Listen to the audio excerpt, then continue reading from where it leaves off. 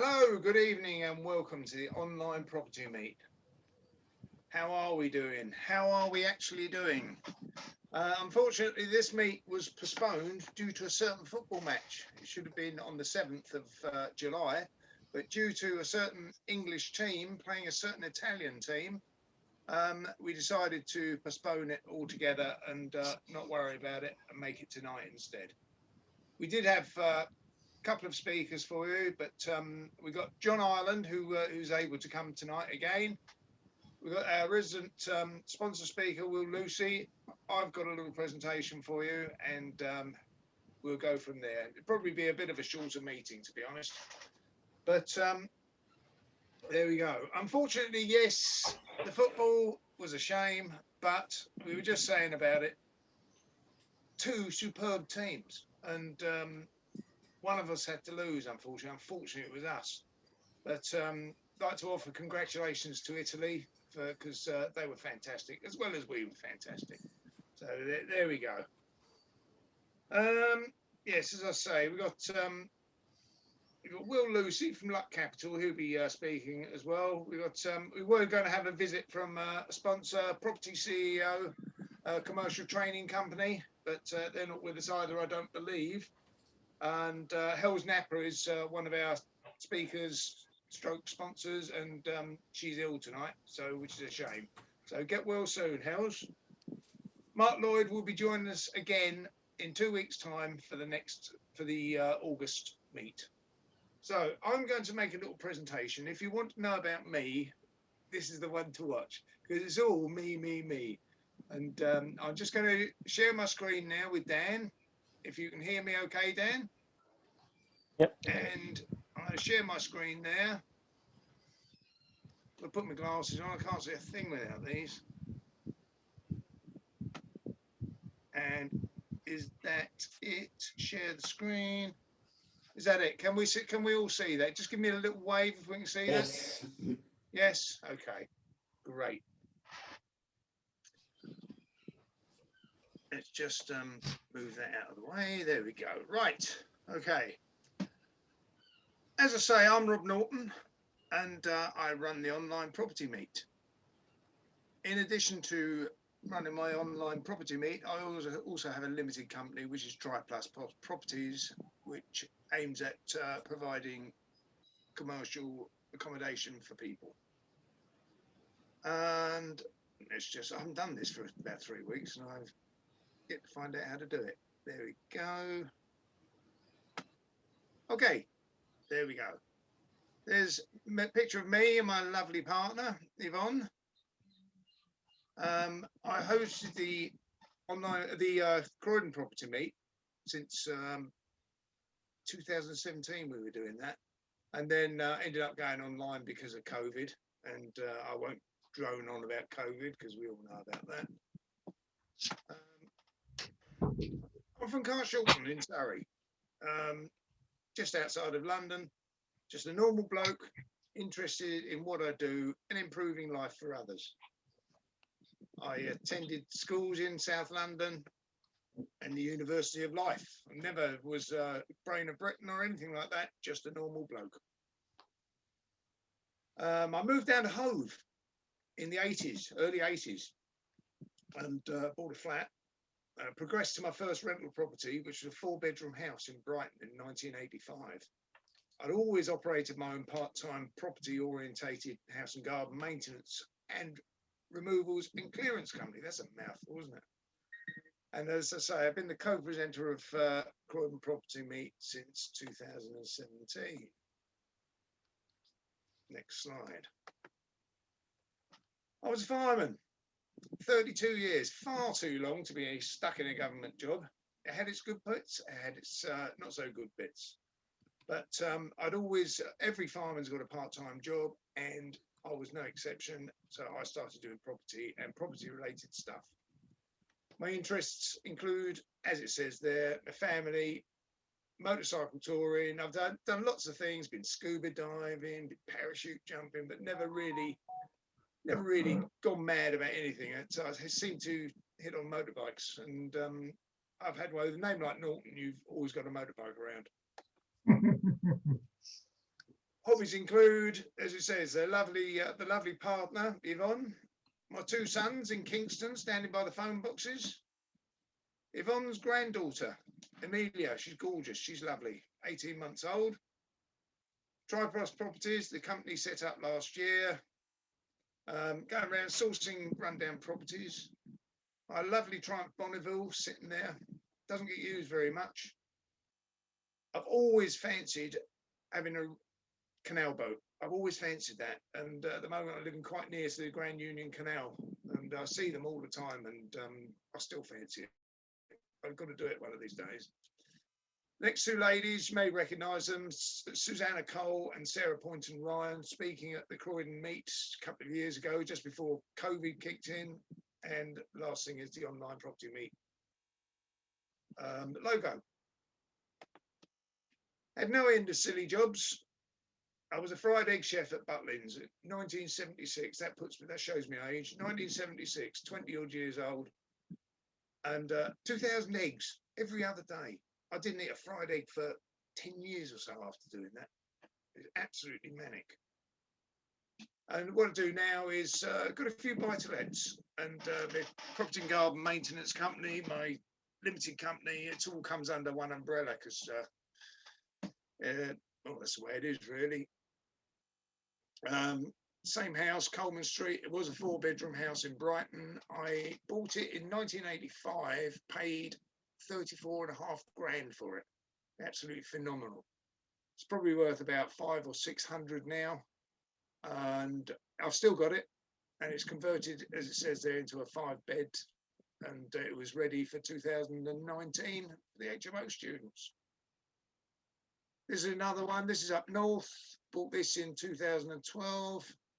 Best house I've got, actually. It's brilliant, but it's up north, and I'm a southerner. And nothing wrong with up north by any stretch of the imagination, but it's 200-300 miles away, and it's different. It's a great house, 2 reception rooms, 4 bedrooms, beautiful room in the loft, and it's let out at the moment to a family. In addition, we do a few repairs. These are jobs that I've done over the, not to page together, various jobs that we've done, various properties that we've had, and you know, the before and after pictures. There's a few more there. We've put the kitchens in, we've painted it, we've decorated plasterboard, you know, floor installation and insulation. Yeah, so that's one thing. This is a flat that I let out. I've let out at the moment. It's been let for the last 4 years. It's the ground floor of a semi-detached house, and I got in there, and it was got a small garden in the back with a garage. And me being me, I converted the garage because I got motorbikes. I could get a motorbike in half a garage, so I made the other half into a bedroom, made it a 3-bedroom flat. Again, it's let, and possibly the upper floor might come up for sale, which I've been looking at, and we'll see it. That's on the back burner at the moment. We're just waiting to see what happens with that. We work with Hells, who was going to be with us tonight, and Juliana on the right, sourcing properties, and we aim to, in the future, this is what we aim to do. We want to get on, increase our deal flow, help others with JV projects, commercial, residential, find investors, find source properties. And I personally want to build TriPlus and the online property meet. And hopefully it will be worth something at the end of the day. If anybody was interested in working with us, these are our ideas moving forward. We keep regular contact. We're reliable. We've got another team of professional people on the commercial side. We try to be open and transparent. We're interested in everything we do, and we're always happy to talk to someone about any project or something they may have. As I say, there's my details if anybody is interested. And there's the TriPlus details, if anybody's interested. And that is the end of my little presentation. Seems like I've whizzed through that, but I don't know. Right, how are we doing, Dan? Dan, yeah, okay, right. Just like to say that, of course, before we get Will on tonight, we have got a WhatsApp group. If anybody's interested in it, if anybody's watching and wants to team up with us or meet us and join up with us, we do have a WhatsApp group. We do have a Facebook group. Just Google us, Facebook us, whatever it is, and or the user phone numbers, and get in touch. We're pleased to speak to you. In the meantime, I'm sure you've had enough of me prattling on, so I'm going to introduce you to Will Lucy from Luck Capital. Here's our first sponsor speaker. Over to you, Will. Thank you very much indeed, Rob, and good evening to everyone. So I normally do like a sort of short little talk on here where I go through a bit what's happening in the market. I go through, I maybe take some products that I think are good, some angles which I think are good in terms of financing.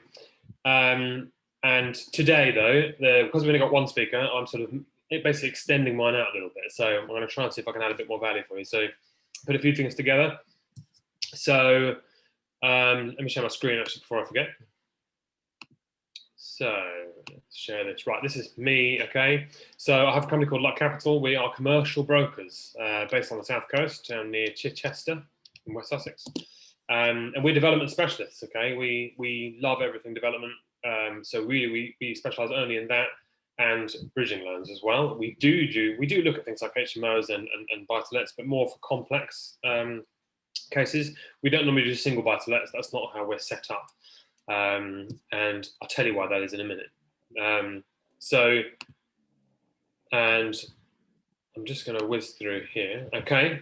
Now, just before I start, there's a few things I would like to cover, to what points, and that is that during these slides, what I'm going to talk about, okay, is all for business purposes. It's aimed at limited company borrowers. If I mention things that are to do with something that are not to do with funding, something that might be legal orientated or to do with accountancy or tax or anything like that, then it's all for educational purposes. I'm just literally doing it as part of the thing. Always take expert advice in every particular area, okay, before you do any or act on any particular purchase. So what I talk about here is this is designed to be more educational. It's not personalised advice, okay? And any products that I talk about are all subject to application, valuation, and full lender underwriting, okay? So bear that in mind. But I'm just trying to give you a snapshot of what might be available. So very brief background, if I can not mumble. I am an ex-accountant. Well, I still am a chartered accountant, but I was an accountant in the construction and development industry, working for developers in-house, okay? Worked up at senior positions at developers doing all shapes and sizes of development, okay? So I was very involved in the funding, very involved in all the finance side of things. So that's the part that I absolutely loved, and that is why I do now what I do on my own. So, and I normally do like a quick market commentary, right? But I'm not going to go crazy on this because I've got some other slides in there. One is going to tell you about what a kind of commercial broker actually does. You know, just because it's quite helpful to actually go through that sometimes to make you aware, right? And the other one is to just highlight from what we see and from the deals we see going through, which is a lot of deal flow, deal with a lot of developers. What do we see in terms of what makes some developers projects go through very smoothly when they're actually applying for finance and what doesn't? So this is quite key to know, okay? Because some get really held up, some fail on valuation, some get held up in some part of the process, and what it does, it can clog it up. And if you don't have momentum in your deals, you can go to the bottom of the pile. The underwriter might have 20 that he's looking at any one time, and you may have missed some information or anything like that. So there's various different things that we see that developers do incredibly well, and I'm going to pass those on tonight, okay? Just so when you are going through your finances, you can see if you can be as successful as possible. So let's get into this, okay? Now, first of all, what does a commercial broker do? Why use a commercial broker? Obviously, you could just go to various different lenders. I mean, there are I think it was, I can't remember from memory, but it was something like 110 development lenders alone. So there are plenty of them out there. Well, I mean, quite simply, the point is why use any professional in the property industry? And that's because property is huge. Property is massive. Each area is a full-time job.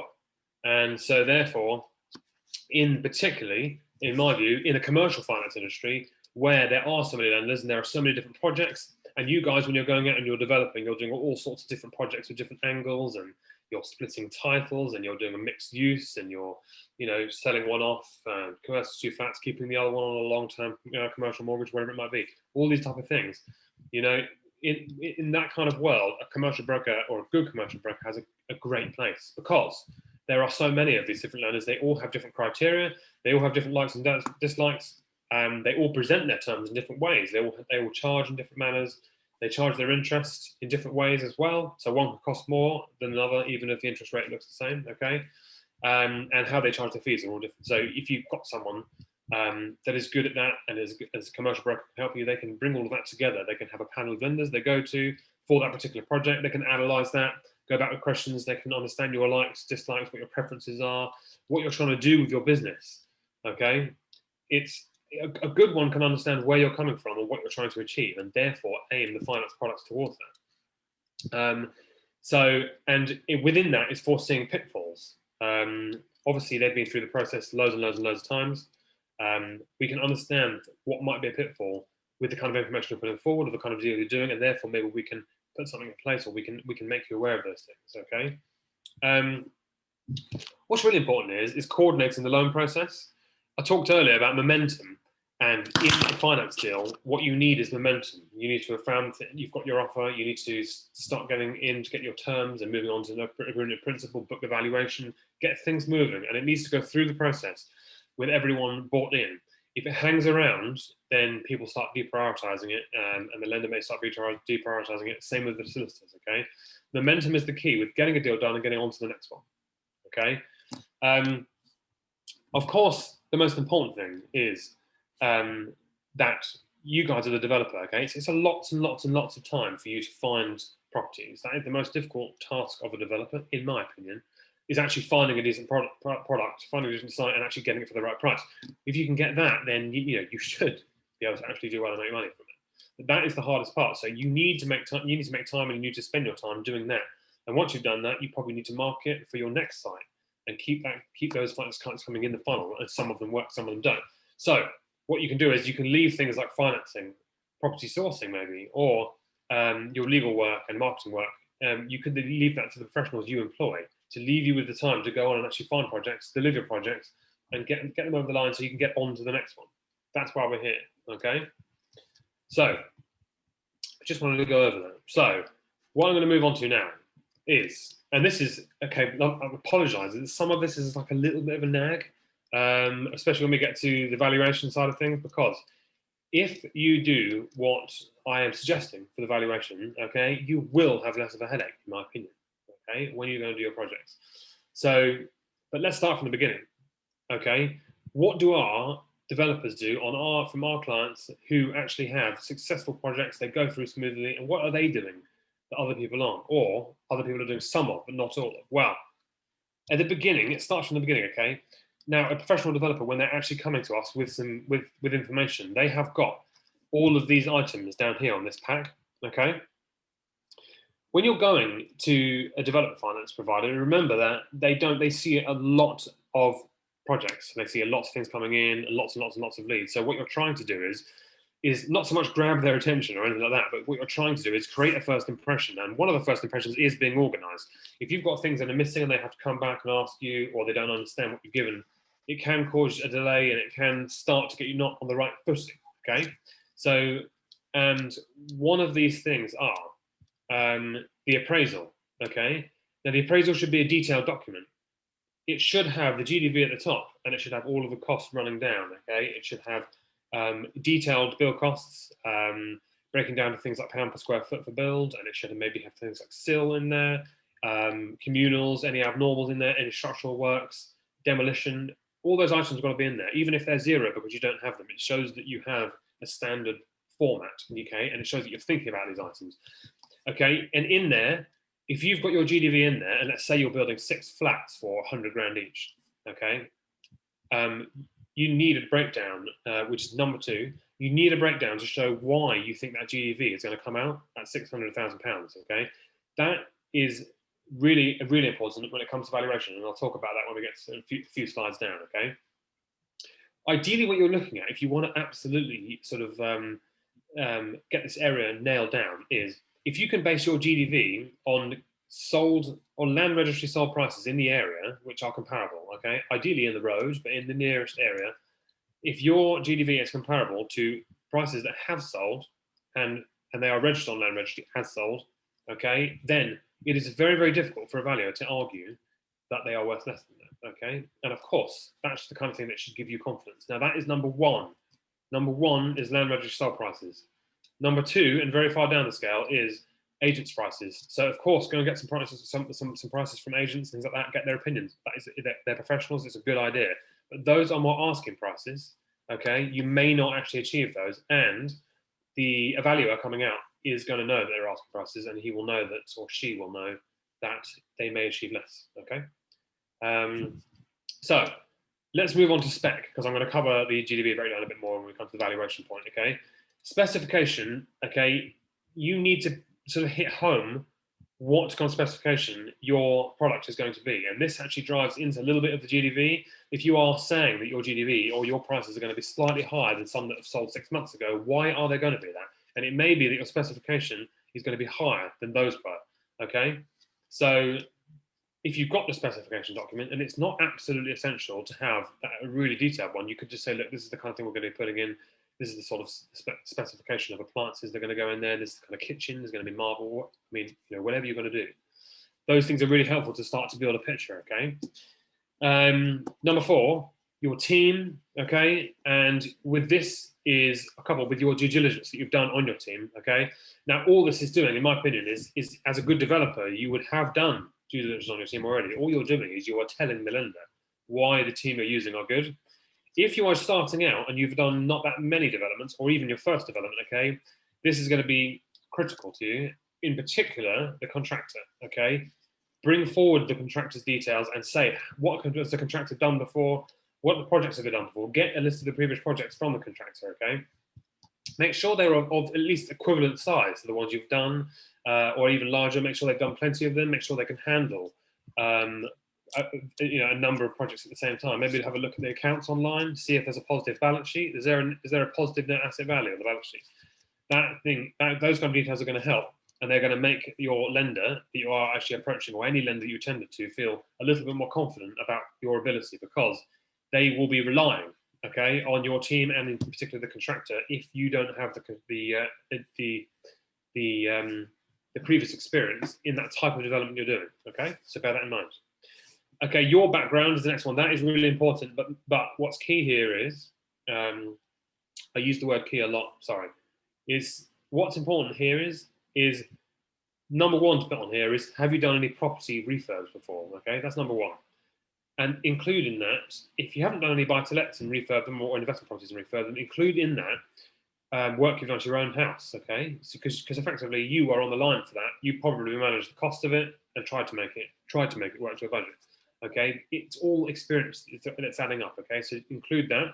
If you don't have any of those, then just include your business background, okay? You don't need to include what would be on a normal CV. What they're just looking to is get a flavour of, what have you done as a career? What's your business background? Have you managed a team? Have you done this? And so just start building a picture of what you might be capable of, okay? So your assets and liabilities, if you can give this up front, it's helpful. It's really just saying what properties do you own and what mortgages or finance is against those properties, okay, in the most simplest manner. Again, it's not impossible per se, okay, subject to looking at the time. But it's not impossible to do a project if you don't own any other property already, okay? It can be done in various different ways, okay? But showing the lenders where you are and what your background actually is and what you have as backing, again, it builds the picture of where you actually sit as a borrower, okay? Number seven, the questions that always come out, okay, from lenders are, where is the money coming from to do this development? So if the lender is to give a certain amount, where is the other money flowing from into this development, okay? And sometimes it's from yourself, sometimes it's from some investors, sometimes it's from a number of investors, sometimes it's only from investors, okay? Whatever it is, you should make clear where that money's coming from, who it's coming from, okay? And what their involvement in the deal is, okay? If they're an external investor, for instance, they wouldn't hold a shareholder, they wouldn't be a shareholder of your company, and they wouldn't be party to the loan agreement. Okay, therefore, for instance, the lender would want to know who these people are. They would want to ID them and KYC them and things like that. So they understand where the money is actually coming from. They want to trace that money. So if they don't know this, later on down the line, either they don't lend because they're a lender who's really fussy and they like you to put the money in, or at least they like you to put a certain amount of money in and you're not putting that in because all the money's coming from the investor, and then they can't do the deal. Okay, that could trip it up later. Or what happens later on is they realise that it should have been included because they realise the investors are coming, and you're right at the end of the legals process.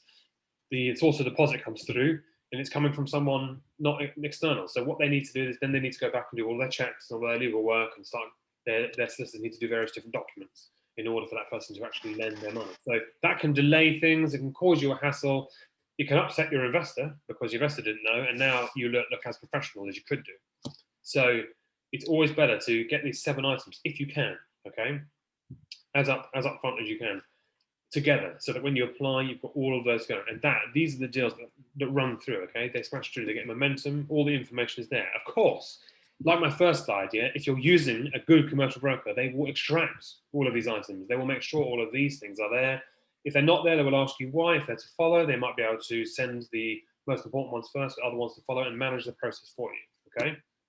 So that is my little bit on what makes up a good project pack, okay? So the next thing, okay, is that developers and the ones that seem to do well, they do not leave anything up to chance, okay? And by this, I mean a few things, okay? So, okay, as I mentioned before, when you go to underwriters and when you're going to apply to information and send a tender pack, I suppose, out to multiple lenders at the same time, okay? These underwriters are dealing with what could be 20 projects at the same time, okay? So you need to be extremely clear about what it is you're doing, okay? As you do with your broker anyway. But you need to be extremely clear, and that is, for instance, is it going to have planning when you buy it, or are you going to buy it and then get planning, okay? Those kind of things can be lost. If it's got planning, has the planning lapsed, or is it still going, okay? What is the planning for? Are you going to amend the planning at any point in time? All these things are really key. And then small things like this, if they get missed, the entire structure of the deal could be different when you get down the line. So it's really important to get these things right. So because the project description is so important, okay, if you just look at the appraisal and you look at the numbers and you put all those kind of things we mentioned on the first slide, you still don't really understand what someone's trying to do. And so you do need a synopsis of the development. Say, this is what I'm going to do. I'm buying it like this. I'm buying it because it's a good buy, because it's a slightly forced sale, or this is happening, or I can get this and there's an angle on it, or it's got planning, but I think I can actually get planning for an extra room on side, or it's a 2-bed and I'm converting it to 3-bed because it's huge, and then I can sell it for more, or I'm going to rent it out, whatever it might be. Those kind of things are key. An underwriter just doesn't know that. And so the longer they take to understand this, the more that they can get the wrong end of the stick, and it can delay a project, okay? And these are things like I was saying, the description of the works is really important. For instance, if you have, are you doing anything structural? Okay, so look, what happens is, this is another classic. If you have investors or developers that are coming along, okay, they're buying something like a house, okay? They're buying a house and they know that it's a good price, and they know that they can create an extra bedroom and extend out the back. And whether they're doing significant structural works is really important. So if they're extending out the back, they don't need to do massive structural works because they're not taking the wall out, and maybe there were French doors anyway, so they're leaving it as it is. It's completely different than if they're removing a structural wall. If they are removing that, it might be that lender wouldn't actually lend. There might be some lenders that won't lend, okay? And it means that you may be on the wrong product, and all these things can delay things, okay? Planning I mentioned, okay? What your exit is again, very important, okay? How are you going to repay this lender? Are you going to sell this property, or are you going to refinance it? Are you going to purchase it? Are you going to use some other method to purchase it? Is your company going to purchase it, or is there a holding company that you're going to split some of these flats out that you're creating? Is there a commercial conversion? You're creating flats. Are you going to hold some of them, keep some of them? These kind of things can help right at the beginning for a lender to understand how they're going to get out of this loan, and then they can think, oh, okay, what do we want from that? Do we want to see that there's good demand in the area for the sales, or do we want this person to give us an agreement in principle from a mortgage provider, so they know that we can see the exit is there. Okay, these kind of things later on can trip up deals. Okay, and they don't always, they still complete. Okay, but they take a longer time. They sometimes go to the bottom of the pile, and you do not want momentum to drop. Okay, because obviously, if you've got an offer accepted before you exchange, particularly at the moment, anyone can come in and they could offer higher, or the vendor could decide that he might or she might not want to sell the property anymore, or develop it themselves. Okay, momentum is the key to getting deals done, and that's what we hear from our most experienced developers. Okay, it's getting it over the line and getting on to the next one more than it is trying to rinse or trying to get every last penny out of something, or taking ages to decide things. Okay, it's more important to create momentum in your deals. Okay, and get them over the line. Okay, so fallbacks. Okay, here's one thing where these are kind of things that as a developer you would think about. Well, if you have thought about them, just put them forward. Put them in your synopsis. What are your fallbacks? And a classic here is you are buying a commercial building, and you're buying it without planning because you think you can get planning on it. And let's assume it's not under permitted development rights, or it is under permitted development rights, but you need to get extra planning to change the windows, things like that. So let's just say it's not as simple as that. What a lender will obviously say is, what happens if you don't get planning? And so you've got to think about what you might do if you don't get planning. What is your fallback? A lender will definitely want to know, because if they have lent on the property, they will either want to know that they can sell it, or they want to know that they can be refinanced with a term loan.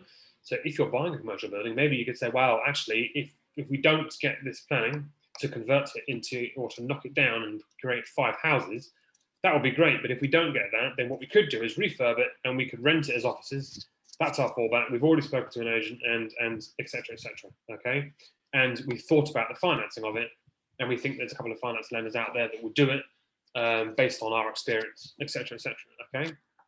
Things like that are really important. It shows there to a lender that you've actually thought about how you're going to get out of that project if something goes wrong, or have you got some fallbacks, okay?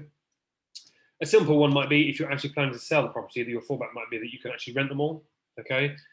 Say that there's a strong market for rental, but not so good for sales, you might decide to rent them, or you might rent them for a period of time, okay? Like a 2-year rental cycle, and then you might market them again, okay? So be very clear about that, okay? It'll definitely help you. When you are doing this synopsis, okay, even descriptive words, it sounds really bizarre, right? But it's even descriptive words where you actually are writing these things, you understand what you're trying to say. But even descriptive words like saying, let's say for an HMO, you're gonna buy something and you're gonna create a HMO, but you might mistakenly say that you're going to create 4 apartments in there, or 4 self-contained units, or something like that. And really, you mean 4 sort of 4 studios, okay? You mean 4 studios. You mean you're not going to convert it. So then what happens there is that the lender might think that you might try and get planning, or you might try and do something without getting planning. They start getting a bit worried, and things get a bit confused. And sometimes it can cause go back to the broker and ask them, or go back to the planner and ask them whether it needs planning, and things like that. All these things can take, in the cycle, can delay you by a week, days, or at worst a week or more, okay? So you don't want to be doing that. So be very careful about the wording you use, and I don't mean try and be clever with it. I mean just be really clear about what you are doing, and don't make it sound like something that could worry a lender, okay? And then my last point is that's the main point, is confusion and potential time lapses. You just don't want that. You want to be going into getting the finance, getting right through to the offer and into legals in a sort of concise, not rushed. I'm not saying don't rush it, I'm not saying that, but I'm saying create momentum, and you want a slick process, okay? Let's say, right, let's move on, okay? So I think everyone gets that last slide, I'll move on. Now, here is my little nagging slide, okay? It's particularly about the valuers, okay? So a lot of deals we're seeing at the moment are falling down, or not necessarily falling down per se, but they are coming up to stumbling block because the valuer values the properties down, or they don't like something in the area, or the QS comes out and says, I think the build is going to be more for this development. And I'm really talking about developments here, by the way. It is very relevant still to bridging finance this, but I am aiming this kind of at development, okay? So here's what professional developers do, okay? And this is what we see. First of all, they meet these valuers on site, okay? A valuer, again, okay, it's probably, you don't know how many properties these people are seeing. I mean, who knows how many they're doing in a day? They're busy, okay? Right. So what they can't do is they can't go to, particularly, right? Imagine they're going to a plot of land, okay? They just cannot visualize this thing you're going to build. It's very difficult for them to do so. Or if they're meeting you at some mixed-use building that's all, you know, a bit hickory-pickled and things like that, if you meet them on site, you can describe to them what you are going to do. Okay, you can bring it to life. You can say, I'm going to buy this, I'm going to do this, they're going to be this size, this is the position, this is the access they're going to have. You can bring these kind of things. A valuer doesn't always see this, okay? You can show them drawings and you can show them this, but meeting them on site, it starts to build a little bit of rapport, and it gets the point across. You can sell them what you're trying to do, okay? So I always think that's an important point.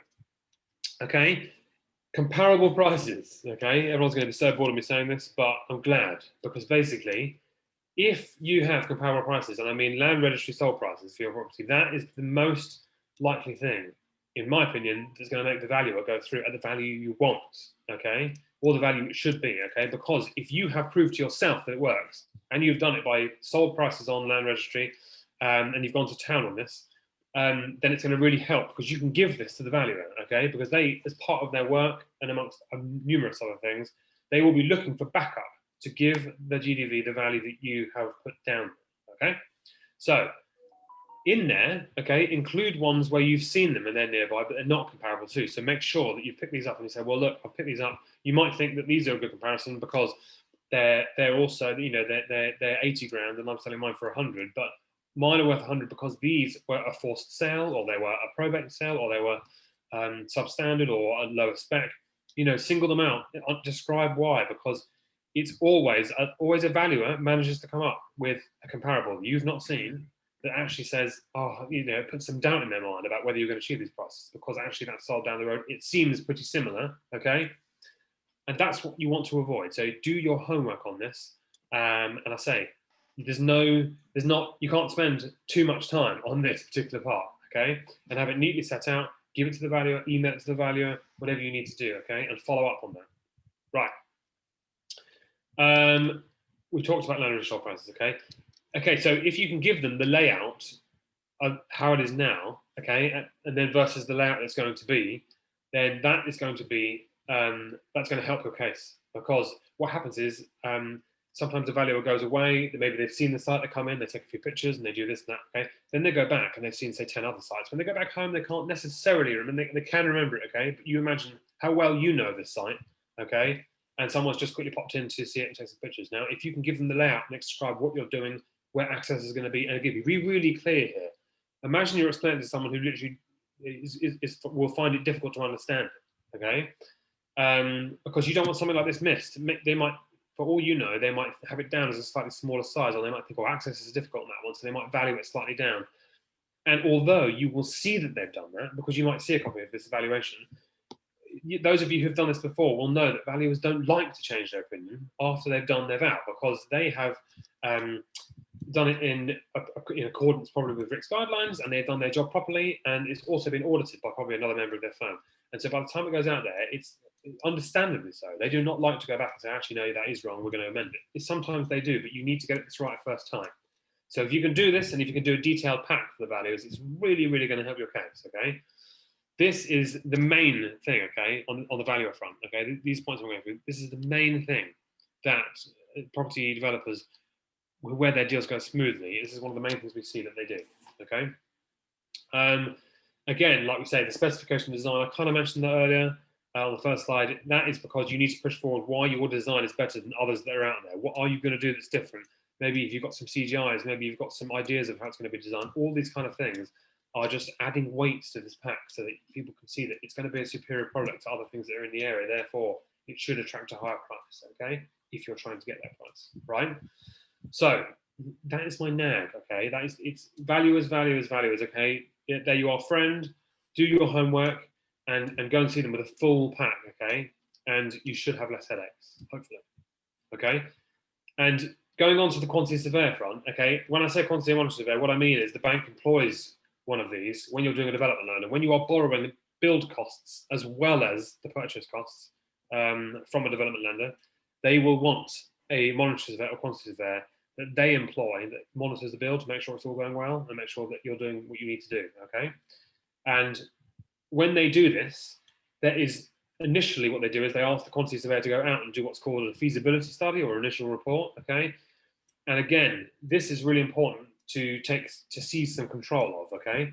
And meeting them on site here, again, is important for exactly the same reasons as it is meeting the valuer, but for one very important extra one.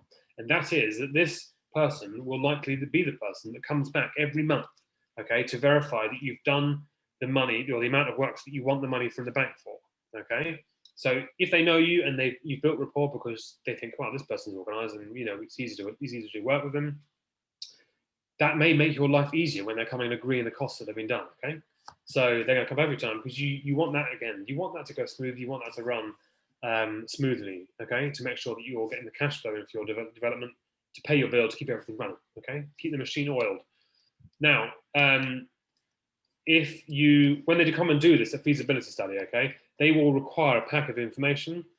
So when the lender instructs them, you will be put in touch with this person once it gets going to book in this time so that they can come to site. So once they've done that, that's your opportunity to find out what it is they want. Get a full list of information they want, provide that information, okay? Go to town and get it all, because you're going to learn by either not being able to find that information or going and saying, well, actually, I'm missing this, or what is that? And you can go back to them, okay? Learn from them, because they do full detailed reports, and it's unlikely that we see, or it's not normally do we see a developer, even experienced ones, who don't learn something each time, okay, from this process. They're not there to necessarily trip you up and try to catch you out. They're there to make sure everything is crossed and dotted. There to make you've thought about everything in this development. You've thought about is there access to the site, and you've thought about our community. You know, is the connections, so these new connections, are they going to be difficult? Do you need a crane because you can't get down the side to get deliveries in there? You know, whatever it might be. They think about these kind of things, and you can use it as an opportunity to learn from them and make sure that these things are actually included as you go through. Okay, so what they will want to do this report, okay, the lender will ask it for you, is a schedule of works. Now, it would be absolutely amazing if you had a schedule of works right at the back at the beginning for your initial project pack when you're actually applying, but you don't always have that. Sometimes it's quite basic. Sometimes you've got an allowance per square foot. However, if you can have a schedule of works at this point, it is quite important. And that schedule of works is really just breaking out things into timber, first fix, second fix, painting, you know, alarm, new staircase, and it's got costings for those particular parts, okay? It's a reflection of what you're going to do there. It shows the lender and the QS where there's any structural works, the extent of the works, and what you've costed for them, okay? And then ideally what the QS will be doing is going to the site and verifying they agree with this schedule of works. They'll be basically assessing the build, seeing whether you've got enough in there, seeing whether you've got enough build programs to actually complete this and all that sort of stuff. Now, at the end, what you try and want to do is, again, to make these projects run smoothly, you ideally want your contractor and your quantity surveyor to come back every month to work from the same schedule of costs, or at least a very similar layout, so that it's easy when your contractor goes through and says, I've done this much of this much of bricks, 10% of the painting I've done, etc., and it comes to a cost, then the QS, when they come to site, can easily go and verify that too. Okay, that is what you want.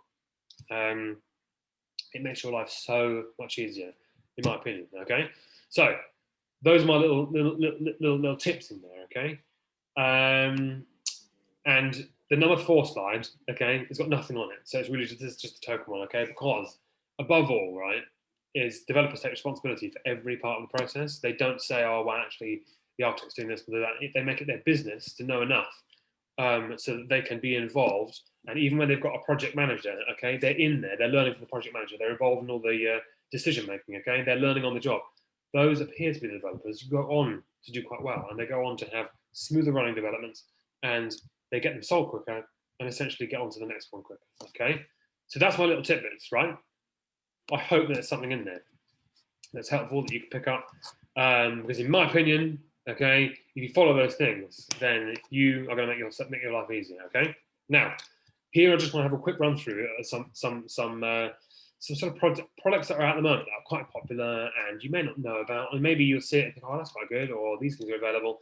That's what this is for, okay? Now, this is just a snapshot of things. I'm not going into detail, I'm not going into rates or anything like that, or any project specifics about these particular products, but I'm making you aware that they're available, okay?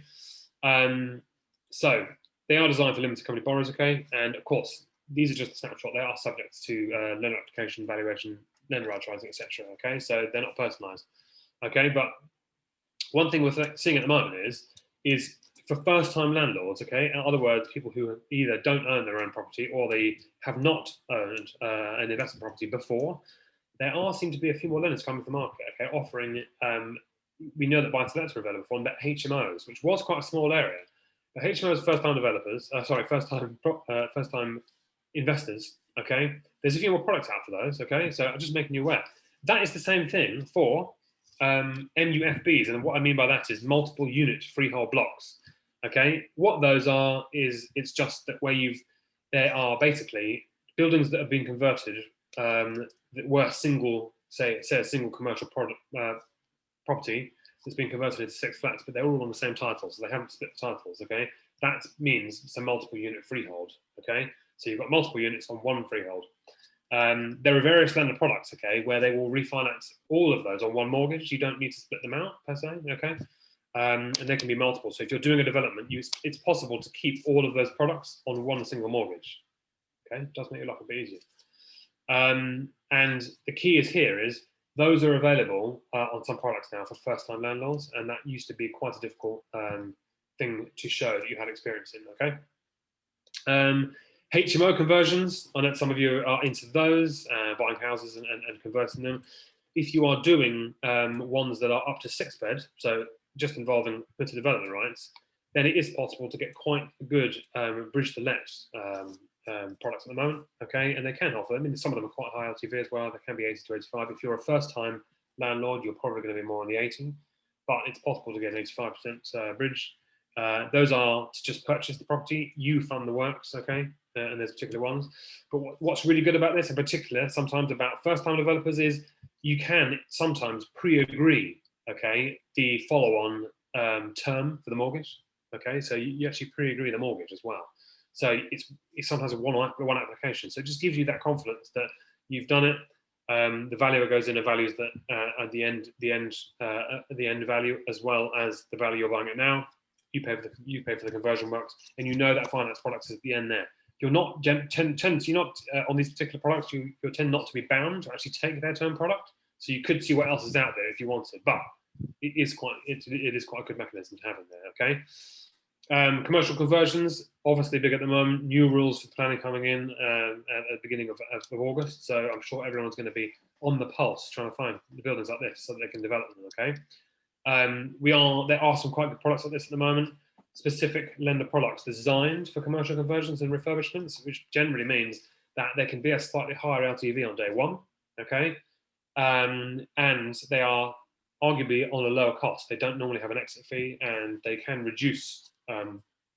offer reduced quantity surveyor and MS costs because they have those in-house, so they can be a lot less on the costs. The reason why they can do that and maybe be a bit more punchy is because these are actually shorter term projects. You know, they're not going to go on for 18, 24 months. They are normally 12 to 15 months turnaround, okay? So because that's less, a lender understands that, they can price them at slightly less, and they can offer them slightly less, okay? We've seen mezzanine finance come in a little bit. There are a few more products for that. Again, they're there slightly. You do need to tend to have a minimum loan size of about 150k, maybe 200k for these. Okay, and you do tend to be you need some experience to actually achieve that. But it is possible to get quite high loan to values on those. It might be worth bearing in mind if you need your capital to go a little bit further. But do bear in mind they are harder to put in place. You've got 2 lenders to deal with. Okay. A mezzanine finance, by the way, is a second charge loan that sits behind your development lender to top up the LTV to a higher level.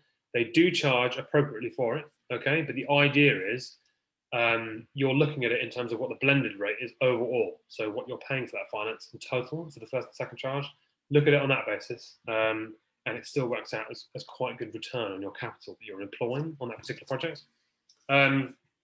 Lastly, okay, development exit products, okay? These are designed for developers who have just finished a project or coming up to finish a project. They need a bit of extra time to actually sell these projects because maybe it's overrun, or maybe there was some complication which meant that they couldn't start the build for a little bit of time.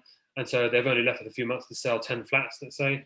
You can refinance the development loan with the development assets bridging loan. Okay, you can potentially capital raise too and allow yourself more time to actually sell these properties. Okay, these are quite diverse. What you can do is you can actually sometimes use a bridge to let for these, the other way around. So instead of buying something you're going to do up and sell, you've got something you already own, and a bridge to let will give you an initial bridge with no early repayment charges. Okay, just sell as many as you want, and then say after a 6-month period it then converts, and the rest that are left convert into a buy-to-let loan that you can then rent out the rest of it. Okay, so there can be some quite interesting products out there, and there's different ones for different situations. Okay, so there's a big range out there. So those are really popular at the moment because of complications during the build or build taking longer at the moment, because of material shortages, etc. There's various different reasons why you may need more time, and you might want to capital raise when you get to the end to pull out some money whilst those are on the market to go and do your next development. Okay, various different reasons. So that is what I'm going to cover today. Okay, other than the fact that I always like to mention that we have an introducer program. Okay, where if you introduce a fellow developer client or an investor client or someone you come across to us, we do give you some of our fee from the first deal. Okay, so if you want us to do all the work and you earn some money from it, we'd be most happy to do that. If you want, I'm not going to go into massive detail on this, okay, but it is quite popular. If you want more details, do give me a shout. I'm going to email. I'm not going to email. I'm going to send a message on the chat just with my contact details if you didn't see them on the first screen. I'd actually love to hear from you if I can help with anything or answer any questions or help you on your kind of journey with your financing or solve any problem that you have on financing wise at all. I'd love to be involved. So do hit me up with any particular queries or questions, okay? And I guess other than that, I'm not going to be able to stay to right to the end today, okay? Just to warn you, just let you know, but I am going to post my details because I do have to run at some point to unfortunately do a bit of work tonight. But thank you very much for listening, okay? I'm going to pass you back to Rob and have a lovely evening. Thank you, Will. My pleasure. Very much. Very interesting, as usual. Yeah, brilliant. So, I was going to say that when I did my presentation earlier, I forgot to say that the whole idea of that presentation that I did was to say that I'm just a normal bloke. I'm just a normal chap that got involved in property, and I'm no one clever, no one brilliant, just had a few jobs, just did this, just did that. And I'm in property now, running this meet, and I've got my own little projects going on. If I can do it, anyone can do it. And this is a good place to meet up and find out how to do it if that's the way you're thinking. So, John Ireland, how are you doing? Magnificent. There you go. Hello. Fellow motorcyclist. Yeah, top man. Here he is. Off you go, John. Okay, I'm going to share my screen now. I've got a feeling you might have to unshare me. No, here we go. That's going to share that one, and we'll make that a little larger so we've got the slideshow on screen. Great stuff. Hopefully you can see that, everyone. Yes. Magnificent. Yep. All right. Well, yeah, it's good to speak to you all this evening. Thanks very much for the invitation, Rob. And I noticed, obviously, you're a South London boy, like me, born and brought up in Brixton, and I too sort of moved further and further south. I ended up in Kingston for 27 years. So strange that your sons are there as well. And like you, I like uniforms. I was an ex-police cadet, so I like my uniforms as well, but I've had some weird and wonderful jobs. I was a croupier in the UK. I worked in the Bahamas, etc. I had a bar in Italy. So, yeah, quite a few things that I've done in my life as well. But we're not here to talk about that this evening. So without further ado, what I want to achieve this evening is to give you some information about how to protect your assets. Now, you know, we're all here to learn about and profit from property. I hope you're not disturbed by the seagulls, by the way, outside. I live way down south. My next neighbouring country is France, which is about 70 miles away. I'm in deepest, darkest West Sussex in Worthing. So there we go. Okay, but we're all here to learn about property, and you know as well as I do, there's loads and loads of strategies out there like rent to rent, There's HMOs, which are obviously very popular. Serviced accommodation. I think that's becoming more and more popular as well, with more staycations in the UK. Of course, there's sourcing. A lot of people start out their property journey doing sourcing, planning game, something that you can earn lots of money at, but I'm not coming across many people that do that. Of course, there are flips as well, and commercial to residential conversions. Now, I have a feeling that that's going to be the thing for the near future, because in my opinion, because the whole working background now has changed and very few people are actually going into an office, I've got a feeling that there's going to be a lot of these smaller office blocks available on the market. And if that's the case, it drives the property down, the property price down, I should say. Now, it doesn't take too much nous to think about this. If you find these buildings, then the chances are you could probably turn them into either residential, or possibly keep them as commercial and rent them out to smaller businesses that need offices for their staff where they can't work from home. But I just think it's a new opportunity. So there we go. Okay, but who am I and why should you care? Well, again, it's John Ireland from Legacy, and we're estate planners. We are not instruction takers, and I'll tell you the difference in a second. Okay.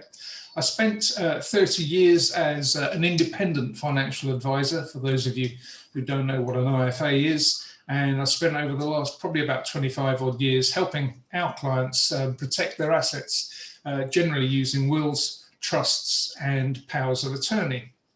My will writers, they just take instructions. They don't actually give any help or any guidance. So you'll pitch up at a solicitor's or somewhere, and basically it's a loss leader for them. They do not make any money from writing your will. They make money acting as your executor. So when you die, they charge they charge quite a bit on the estate for managing your affairs. So what we do is different. We look at and have a fact find with our clients to find out what assets they have today and what they're looking to achieve. Once we've got those details, it's only then that we can offer some solutions to what the client actually wants to achieve in their lifetime. So my mission this evening is for everyone to leave here with some knowledge on how to protect your assets. Some of you may have seen me before, I don't know, but you may also know that I do like an interactive presentation. So what I'm going to be doing is asking you some questions, and I would generally do things like throwing these things around when I do a physical meeting, which is actually quite interesting. I haven't killed anyone yet, but I do like to throw around chocolates, and it does keep people alive and awake. So what I'd like you all to do right now is to put this in your PC or on your pad, if you've got one in front of you. Write down my email address, john@legacy-wills.co.uk, because if you answer the questions that I'm going to pose to you this evening, the first person to get as many of these questions right will get a free will. So that's not something to that I give away lightly. So let's crack on with the presentation, and if you can, please now write down the name of this person, and at the end, don't put it in the chat room, but at the end, please email me on that email address, john@legacy-wills.co.uk, the answer to the questions that I'm going to ask you now. So you ready? Here we go. Who's this bloke? I should say you've got 10 seconds for each one. This is an easy one to start with. Okay, 5, 4, 3, 2, 1. Yes, that's Bob Marley, Robert Nestor Marley. Now, Bob, very, very prolific musician, absolutely fantastic musician, love his stuff, but he was also prolific in other ways. He actually fathered 13 children. And when he died, apparently it was something to do with the cigarettes he was smoking. Have no idea, I stopped at 2. But when he died, it took 30 years to sort out his estate. And my understanding is they're still fighting over the estate now. So there you go. So who's this bloke? 10 seconds, starting now. Somebody somewhere will know this gentleman's face. Give you a clue. He was assassinated by a guy called John Wilkes Booth. Time's up. That is, of course, Abraham Lincoln. Now, Lincoln, very, very clever bloke, and also President of the United States. And you know as well as I do, the two don't always go together. But anyway, he was also a lawyer and died without a will. So who's this gentleman? Martin Luther King. You're not meant to say because you lose a point. But there you go. If you can mute yourself, that'd be even better, BBN, or whoever it was. Okay, yes, Martin Luther King, the man who had a dream, died without a will, and his family, I believe, today are still arguing over his Nobel Peace Prize and where it should stay along with his family Bible. There you go. Who's this bloke? No answers, please. Just write them down and email me. Okay. That is Stieg Larsson. Stieg was the guy that wrote The Girl with the Dragon Tattoo and lived with his partner for around about somewhere in the region of 30 years. Now, he died without a will, and the family took the whole lot, all the rights to his books, his films, etc., etc. All she got was the apartment they lived in. Don't you love families? Any art lovers in the room? I'm sure will know this guy here. Put it down if you know who it is and email me at the end. Okay, very, very prolific. That's Pablo Picasso, okay? Had children all over the world, assets all over the world, and mistresses all over the world, but he didn't have a will. So there's a massive, massive problem tidying up his estate. Now, I don't need this actor's name, just give me the character's name. Who is this? Write it down and send it to me for a free will. Okay, that's, of course, Trigger. And he died without a will. And as Del Boy would say, what a plonker. Right, who is this diminutive guitarist who liked to dress in purple? Any ideas? You must know this guy, otherwise you've been under a stone. Okay, that is, of course, Prince. Again, worth $200 million odd when he died, and no will. Silly boy. Okay. So the next one, who's this?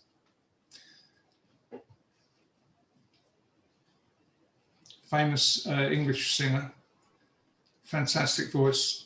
Unfortunately, she died without a will, and that's Amy Winehouse. Okay, and yeah, she died without a will, and because of the laws of intestacy, which I'll tell you about in a minute, she left everything, unfortunately, to her parents. Okay, who's this bloke here? Liked to dangle babies off of hotel balconies, of course. Anyone got an idea who that is? You should know, I'm sure. Yep, that's Michael Jackson. Again, worth $200-300 million. No one knows. Another professional, like all these people, professional advisors, no will. Okay, who's this chap here? Tell me who you think that guy is. That would be amazing if you know. Okay, when he died, he was the wealthiest man in the world. Worth in today's money, and I know there's people who have surpassed this, but worth around about $11 billion. That's Howard Hughes, filmmaker, industrialist, inventor. Yeah, very clever guy, but no will. $200 million, $billion. Absolutely bonkers. Okay, and the next one is, you should know this guy, I'm sure. Another point for the full name.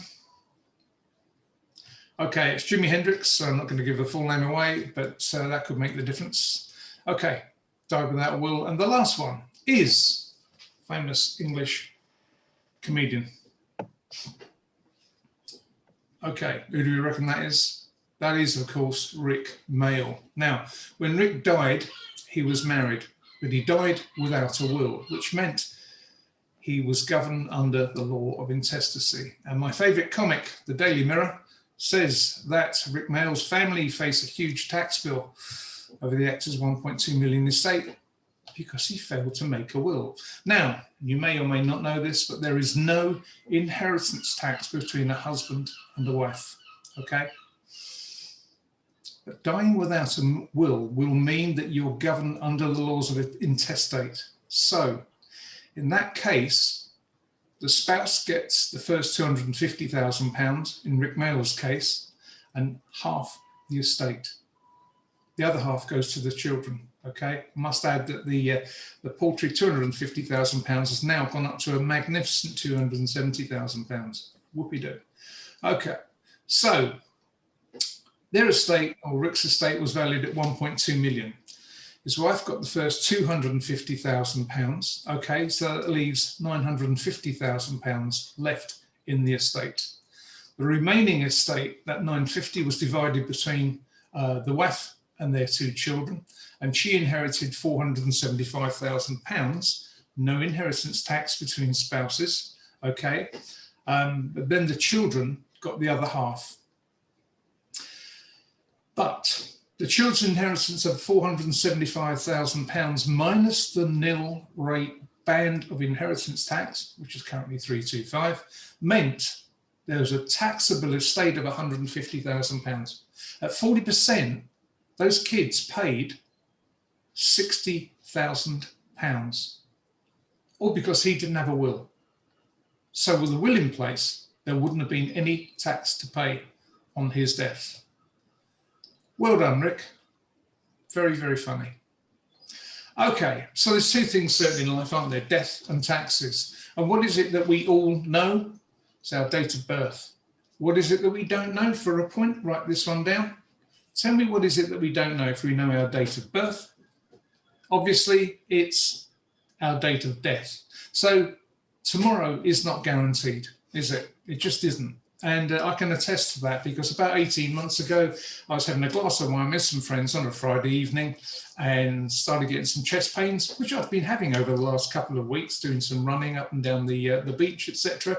And I thought, well, I'm going to go to bed early. Following morning, my wife said, look, I think if you've still got those pains, let's go to hospital and let's get you looked at. So I went to hospital. The surgeon wired me up into various devices, and he said, yes, you're having a heart attack now. Within 4 days, I was in Brighton Hospital having this little beauty here, and I had a triple bypass. If that's not bad enough, about 4 months ago, I had a 5 centimetre tumour removed from my upper bowel. So life is not guaranteed, and yeah, really got to think about this. So 7 out of 10 people in the UK, it's reckoned, do not have a will. Okay, and that's the same statistic today as when I started in 1996. So why is that? What do you think is the most heard excuse that I get on a regular basis? If you've got an idea, write it down, and that's one of the answers I want you to send me. 10 seconds. Why don't people write a will? 5, 4, 3, 2, 1. The number one excuse that I get heard on a regular basis is that solicitors aren't open in the evenings, and you know I'm too busy, and they're not open on weekends, which is absolute rubbish. Solicitors are open at the in the evenings and at the weekends 1 week a year. Okay, it's called Free Will Week, and it's promoted by the Law Society. And what you do is you pitch up at the lawyers. They will take your will instructions. No help, obviously, there's no help, there's no advice, they just take your instructions, and curiously enough, they act as your executors. So I wonder where they make their money, and I wonder why the Law Society promotes this. Better to have a will, though, than not have one. The number 2 excuse I hear on a regular basis is need. So many people out there believe that everything will go to their spouse or their partner.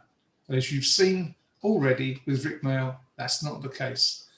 If you die without a will, you're governed under the law of intestacy. So dying without a will does not mean that everything will go to your spouse. That's why I've taken pains there to put that slide in and show you how much the children got and how much the wife got. Now, a single person dying without a will, your partner's not going to get anything. She's not entitled to. Neither, or he's not entitled to. And inheritance tax will have to be paid first on anything you own above the nil rate band of £325,000. Now, this is the intestacy flowchart, which is a magnificent document at 3 in the morning if you cannot sleep. But this will describe your situation to a T. Are you married? Are you single? Do you have kids, etc., etc.? If you want a copy of this, let me know. We can send you this along with something else. Now, if you die without a will, you've got no living relatives, where does your money go to? Where do all your assets end up? Write it down and send it to me. Where do you think that money goes? 5, 4, 3, 2, 1. Yep, it goes to the Crown. Okay. Now, if you die in Cornwall, where does your money go then if you have no living relatives and you die without a will? 10, 9, 8, blah, blah, blah, blah, blah. It goes to the Duchy of Cornwall. Yes, Prince Charles. And let's face facts, he needs the money. He's going to lend it to Andrew for his legal fees. Okay. If you die in Lancashire, where does the money go then? Well, this is just a weird one, and it's just for your information, but write it down. It might mean the difference between you writing a will or not. It goes to the Duchy of Lancaster. Weird, but there you go. Okay. Dave. I was chasing Dave for quite some time, living with his partner, Joe, and he'd been quite a successful guy building up a portfolio of some fairly substantial HMOs. Okay. All of the properties were in Dave's name, and all of the income was paid to Dave's business account, which is nothing unusual in the property world. Okay. Everything going fantastically well. Dave was talking to various landlords and lenders about getting some more HMOs for him, yeah, it's going really, really well. Now, one evening he was driving home in his very large white Range Rover down the M4, and unfortunately suffered a mild heart attack.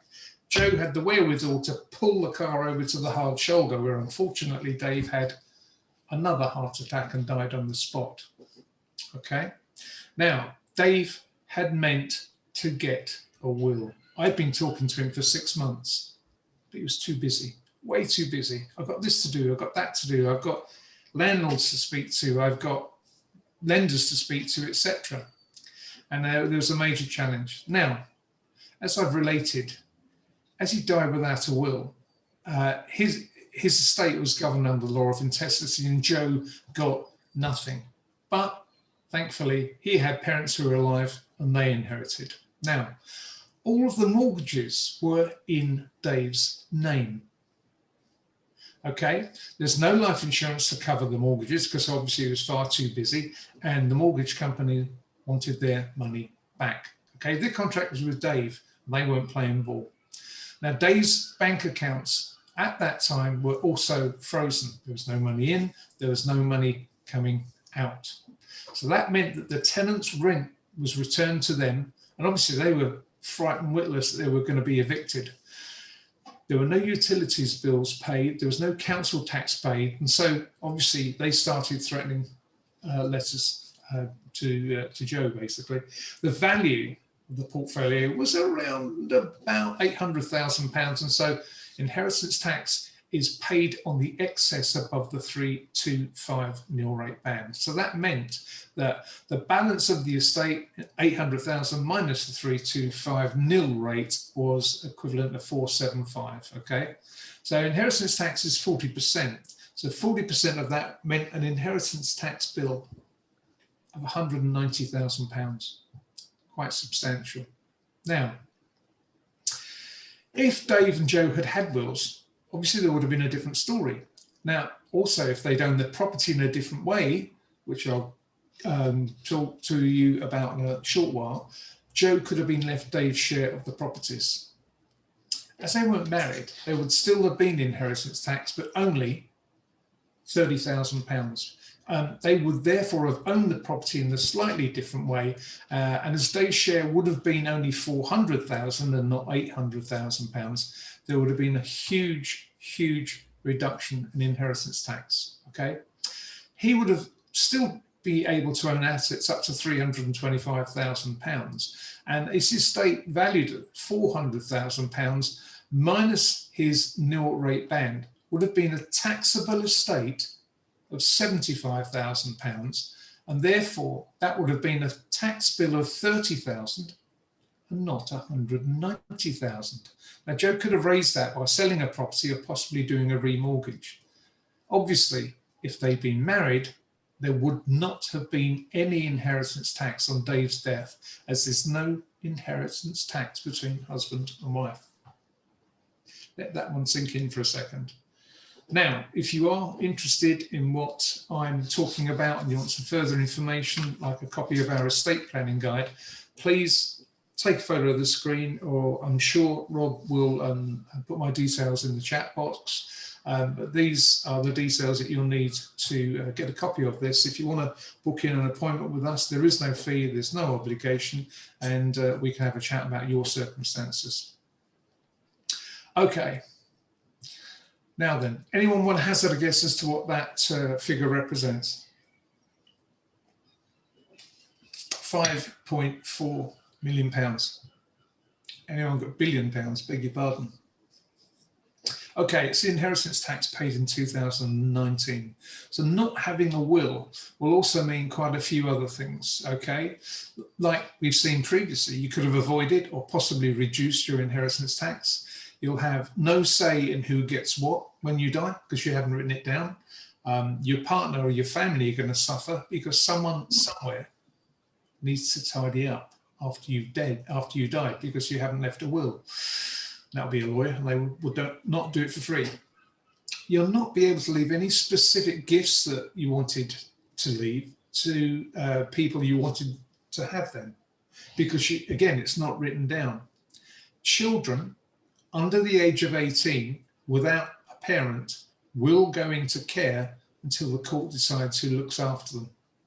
So give that one some thought. If you are a single parent, or if you've got, I don't know, children who have got their own children, please consider getting this done. It's so, so important. Someone has to be your administrator as well, because there's no executor appointed. Generally, the executor's appointed when you make the will, okay? Now that can cause a lot of friction, especially if you've got an ex-spouse who steps up and says, I'll do this.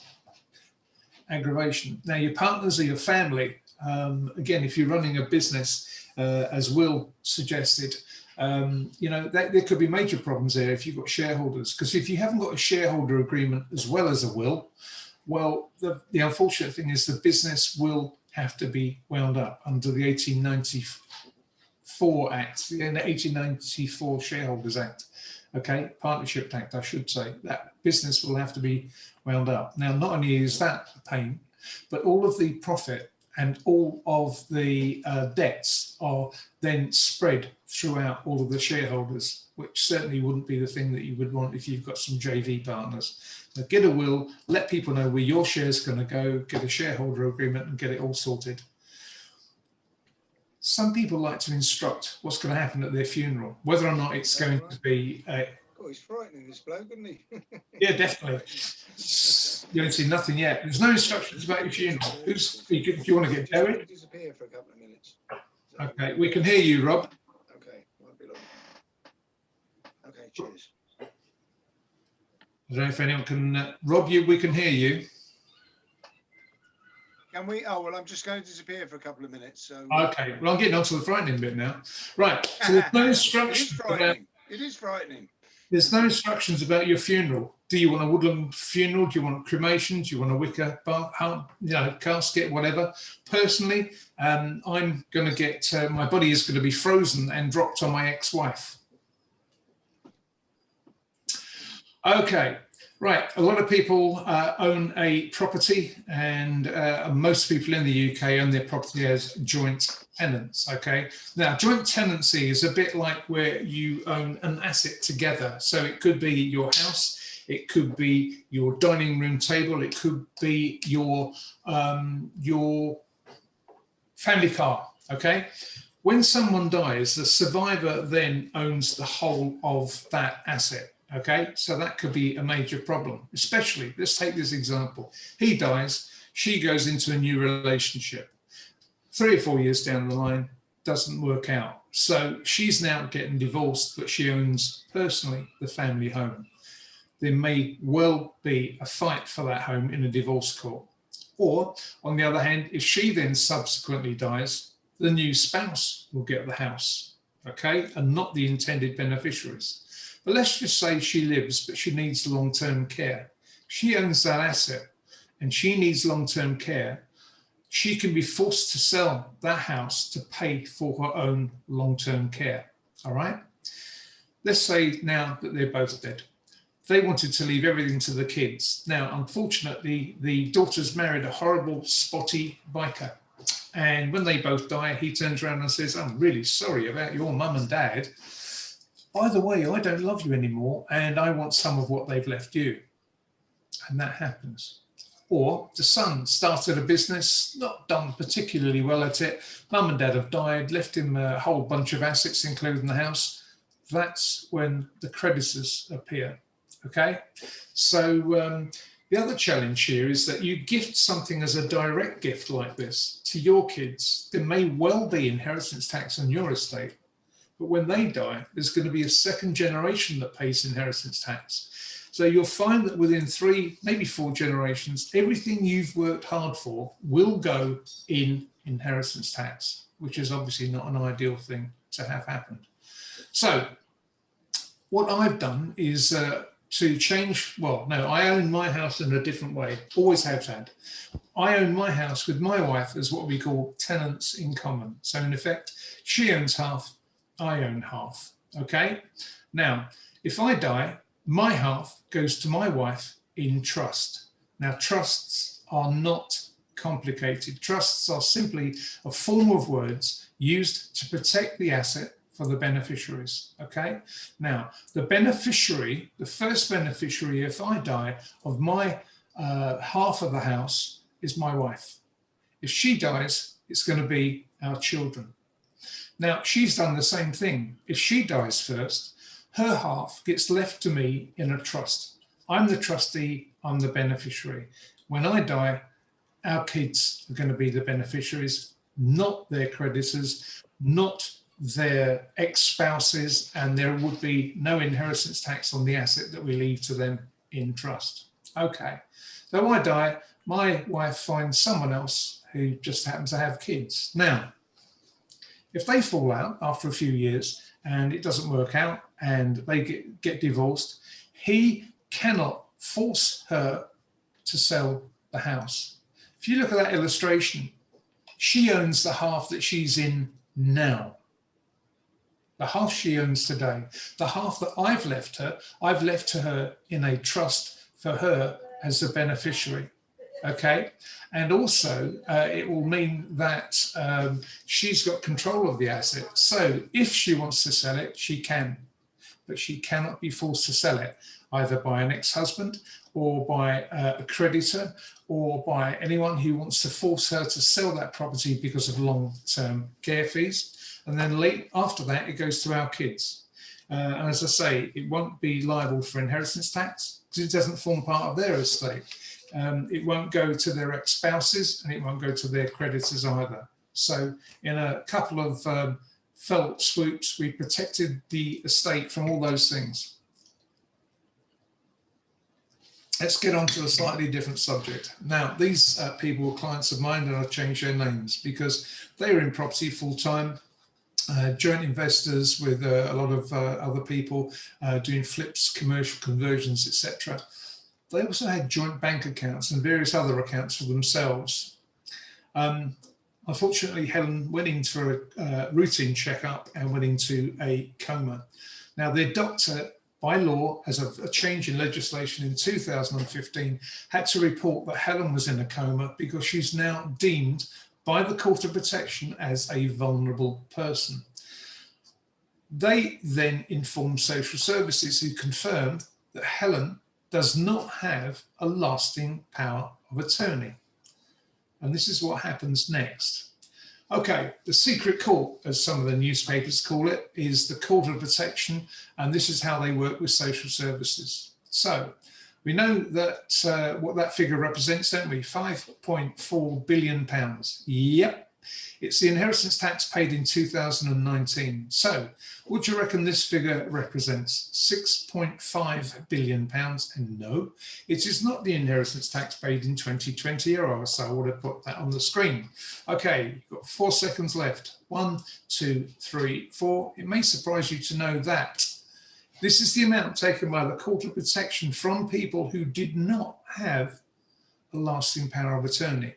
So, okay, what's a lasting power of attorney then? And why do you need one? Well, it's a legal document that gives someone that you appoint your legal authority to act for you if you lack capacity to act for yourself, okay? There's 2 different types, health and welfare and property and financial affairs. Now, all people in the property world will know that without someone looking after their affairs, there's going to be some major repercussions.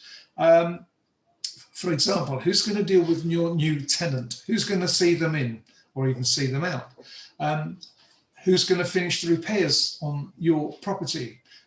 Who's going to finish the conversion that you started or complete your tax return? Okay. Who's going to make the medical or legal decisions for you when no one has the power? Well, without a legally registered lasting power of attorney, no one has your legal authority to do anything for you at all. Not your wife, not your husband, not your uncle, not your auntie. No one has the legal authority. Let that one sink in as well. Because as of October 2007, the old enduring power of attorney was kicked into the long grass, okay? That was replaced by the 2 lasting powers of attorney, and that gave the Court of Protection the ability to take property to pay for long-term care fees. Social services now can freeze bank accounts, pensions, investments, etc., from anyone who does not have a lasting power of attorney. But let's get back to Helen's situation. We remember that unfortunately she's had to go into hospital for a checkup, and within 15 days her doctor has to report this to the Court of Protection, okay? Social services are called in and they will check to find out she's got a registered power of attorney. If she hasn't got one, they become her attorneys. They start charging £800 an account, okay, to freeze that account. And that includes personal accounts, joint personal accounts, business accounts, etc. And they'll charge £320 an hour when they visit her once a month, as they are legally obliged to do, because she's a vulnerable person. Now, social services can turn up without an appointment, carrying out a health assessment, okay? They start then freezing the bank accounts, the pensions, the investments, etc. Your tenants' rents are going to be returned to them. So I don't have a clue how the utilities or the mortgage are going to get paid.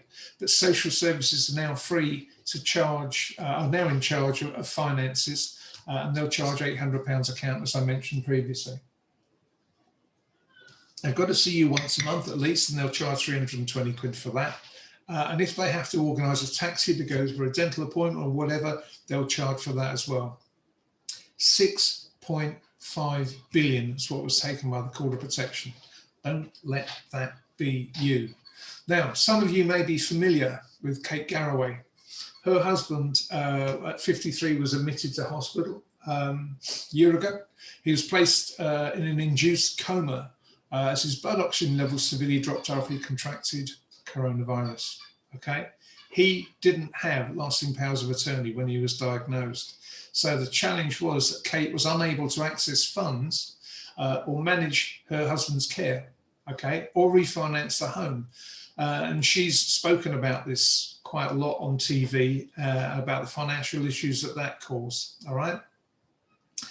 She found out that one account holder does not have the automatic ability to withdraw funds from a bank account, a joint bank account, if the other holder loses their right to make any decisions, okay?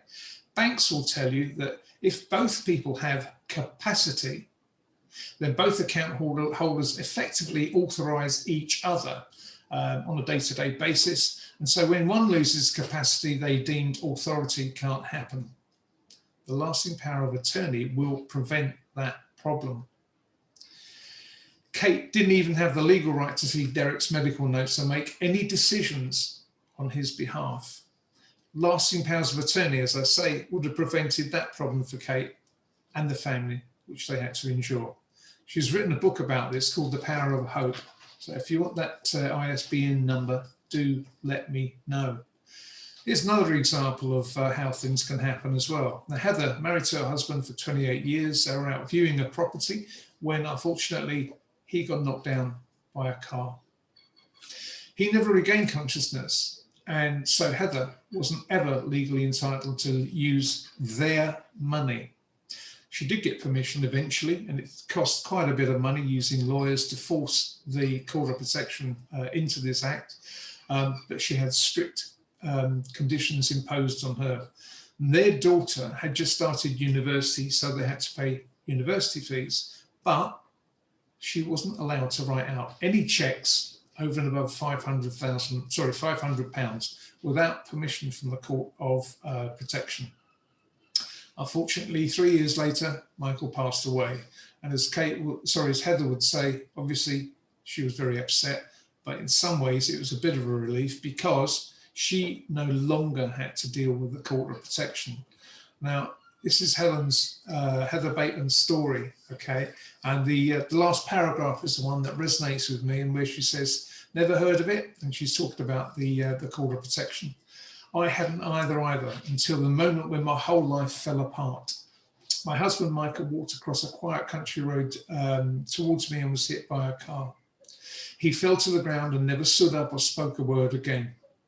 In hospital, he collapsed into a coma and the 3-year nightmare began. This is on YouTube. It's harrowing watching, but it's something that some people should watch if they don't believe what I'm saying. Okay, so you need long-term care. Can't be given to you at home. Now what happens? Well, through a bit of research, I found a couple of articles in some papers. Guardian in 2014 and the Daily Mail in 2015, and they're talking about an eBay type system to auction off your care contract to the lowest bidders.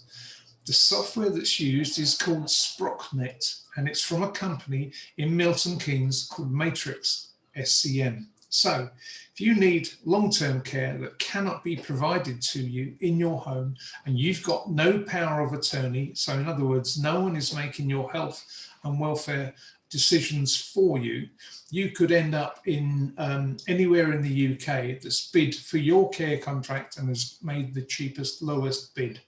And it happens. Listen to the Jeremy Vine show every now and again. Okay, let's have a change of subject now. Let's look at reducing or avoiding inheritance tax. So think about these questions and see what you feel. Have you got any life insurance policies? Okay, that's something to think about. Who's paying for your life insurance policy? Is it you or is it the business? Now, not everyone knows this, but if you are paying personally the theoretical £100 a month for your life cover and you own a limited company, you've got to earn enough money to get that £100 a month in your bank account. So you've got to earn enough money to pay for the national insurance, the business national insurance, the personal national insurance, and of course your own income tax. So somewhere in the region of about 160 quid is what you've got to generate to get your 100 quid in the bank to pay this theoretical life insurance premium. Now, if the company pays the premium, still at 100 quid, the company, the limited company that you have, is entitled to claim tax relief on the premiums. So ends up paying somewhere in the region of 80 quid, as opposed to you having to generate 160. So hopefully it's a good tax saving tip for you. Now, if you've got a life cover, have you named a beneficiary? Not everyone has. If you've got a life policy and it's in trust, that's great. But is your policy worth more than £325,000? And if so, is it in more than one trust? Things to think about and look at in terms of your life insurance. So, okay, is it in a trust? Now, if it's not in trust, the challenges are that the value of the cover that you've taken out, the 100, the 300, or 400,000 pounds worth of cover, whatever it is, will form part of your estate and could be taxed at 40%. Your beneficiaries, if it's not in trust, are going to have to wait until probate's granted before they can get the benefits of the life cover.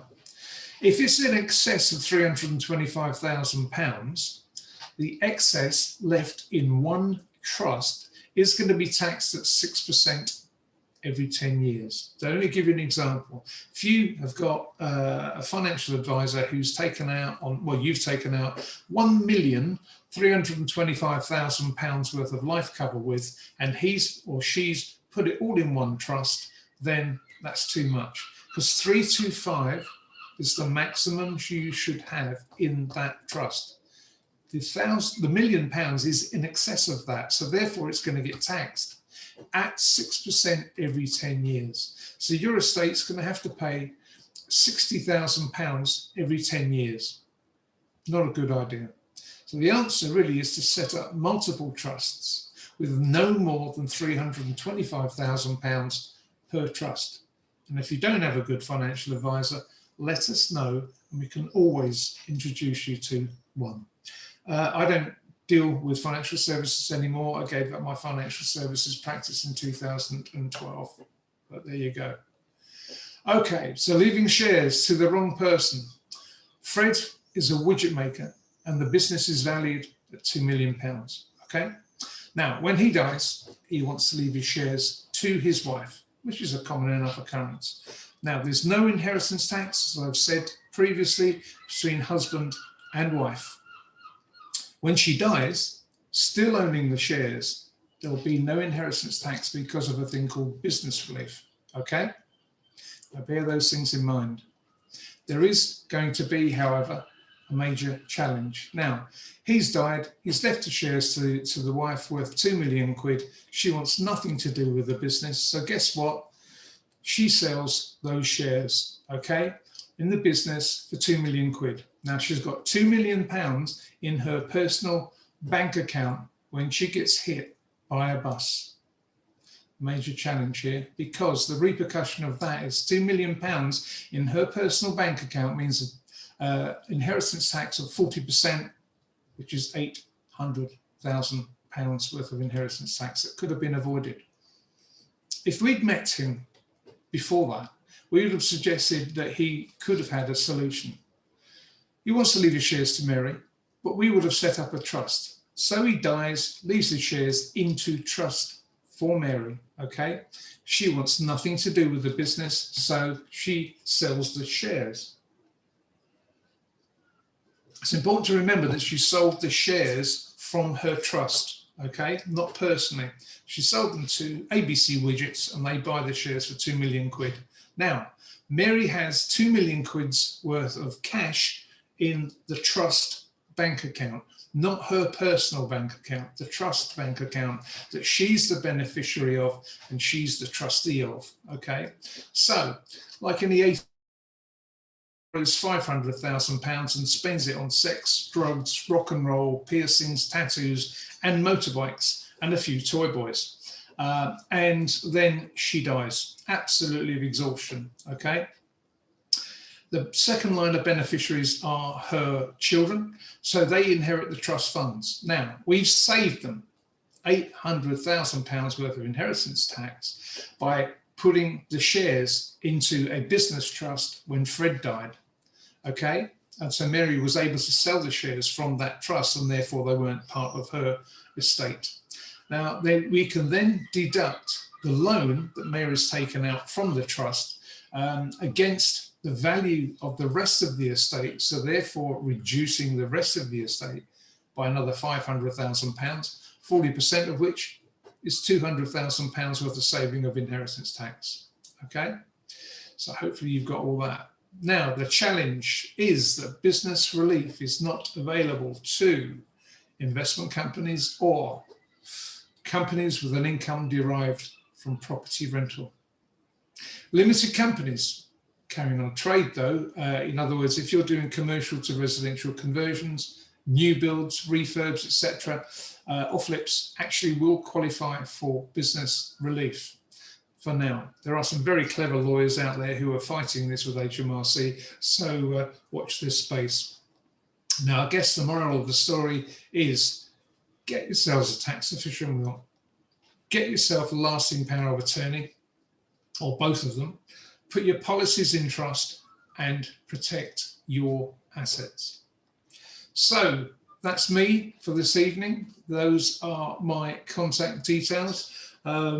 Please give me a call, drop me a line, book an appointment, and I'll be happy to talk to you about your own situation to see if I can help. Thanks very much for that. I'm sharing my screen, I guess.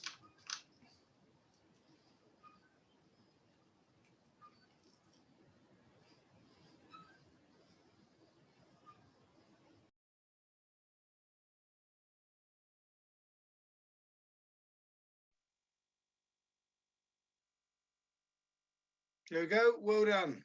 Well done, John. I'll just unmute myself. Do that. Good idea. There we go. John Ireland, the most frightening person we had on the online property meet. My God. I'll be in touch, I'm sure. Thank you. I'm very sure. Yeah. Thank you. Right. Well, anybody, if anybody would like to come on and introduce themselves, by all means, come along and say what you do, something like that. Other than that, because of the England match, it's sort of been a bit of an ad hoc meet this month. But I think John has done a sterling job, as have I as well. I did a one as well. So there we go. If anybody would like to put their name forward, just say who they are or anything like that. Otherwise, I'll close the meeting up, and that'll be that. The next meet will be the August meet, which is on the first Wednesday in August. We have Mark Lloyd, who couldn't be there today, and another speaker. So there we go. Anybody would like to come on? Hello, Yogesh. I've seen you before. How are you? I'm good, thanks. How are you? Yeah, not bad, not bad. Hello, Debbie. Hello, Andy. Is it possible to post John's contact details in the chat? Is this easier to click on them that way? Dan to do that, will you, Dan? Yeah, So John, yeah, I'm booking a meeting with you just so that I got on record. You have to. I have to. I tried to email you. I don't know if you got that or my LinkedIn message, but I'll do the scheduling thing instead. Might be easier. Only if you turn up this time. I didn't cancel any appointments. No, you did 3 years ago, but there you go. No, I didn't actually. I didn't. I think you're misremembering that, John. Do you not want me to book an appointment? It's not the time now, is it, Yogesh, to talk about this? All right, John. Right, there we go. John at Legacy Wills, legacy-wills.co.uk, and the phone number's there as well. And I think it's a little bit early, slightly earlier, but I think I'll wind it up, and we'll see you in a couple of weeks. I must admit, I'm actually going on holiday in a couple of weeks. I'm going to be going to Devon, so I'm going to have the lovely Hells Napper, who's going to take it over from me. So she and Dan will be in charge, and I'll see you in due course. I can see some contact details coming up there, and I can see someone else.